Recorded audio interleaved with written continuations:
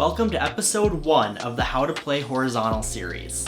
In this series, we're going to be going over the science of horizontal and the actual playing of the horizontal, combining those. By the end of this series, you'll go from knowing no horizontal to being proficient and being able to learn any horizontal trick that you want. In this first video, we're just going to go over the science of why horizontal works. And future videos, I'll actually be throwing down the yo-yo and showing you how to do the different horizontal tricks. So let's get right into it. The dog wanted to come say hi. Anything to say to the camera? Okay, I'll put you down. So let's start by talking about why horizontal actually works. Just like all other yo-yo tricks, horizontal uses gyroscopic stability. Or, in simple terms, that's when the yo-yo is spinning, it wants to stay on the plane that it is spinning. Even if that plane is horizontal, it wants to stay on that plane. That's how when you throw it horizontally, it'll stay spinning horizontal. In a perfect world with no other factors, if you throw the yo-yo horizontal, it'll sit there, horizontal, spinning forever. That would mean no gravity and no friction. It would just be spinning there horizontally forever. But what you're probably seeing is when you try to throw your yo-yo horizontally, you get it onto the string, maybe, before it starts tipping back to vertical. That is because the string is pushing up against the yo-yo, which actually makes it shift what direction it's spinning. This can be seen especially with vertical tricks when you use the string to adjust the plane of the yo-yo and get a crooked throw to seem straight. This is why people do horizontal yo-yoing at such a high speed.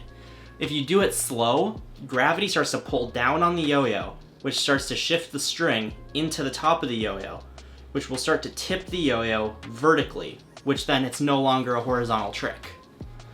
So you land the yo-yo on the string, you want to keep the yo-yo moving, which keeps it fighting against gravity, which means that the string isn't going to push up against the yo-yo. So just quick summary: yo-yo, gravity, string push, bad. Yo-yo, gravity, keep it moving fast, string doesn't push, good.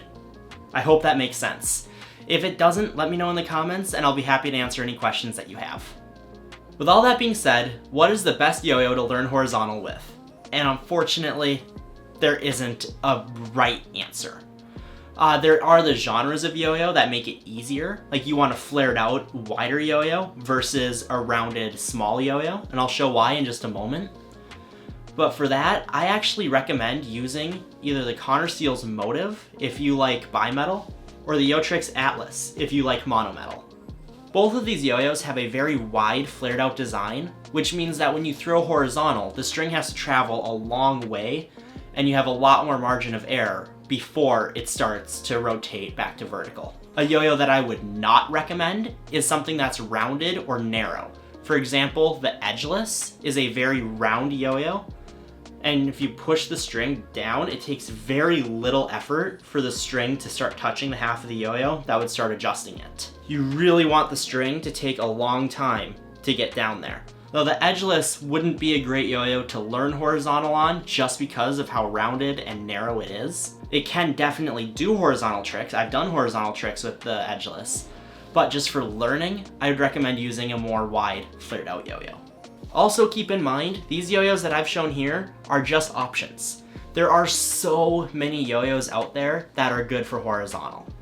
You're just looking for the flare out so that the string can keep moving down and not hit the edge of the yo-yo. These are just the yo-yos that I own, that I've had experience with. I actually learned how to do horizontal with the RicksTricks Atlas. Whatever yo-yo you choose which one is best for you, and then we'll move on to the second video of this series and actually get into throwing down the yo-yo and experiencing what horizontal is actually like. Again, if you have any questions, please let me know in the comments down below. This can be very confusing to understand at times, so if anything isn't making sense, please just let me know. I hope that this video was helpful, and I'll see you guys in episode 2.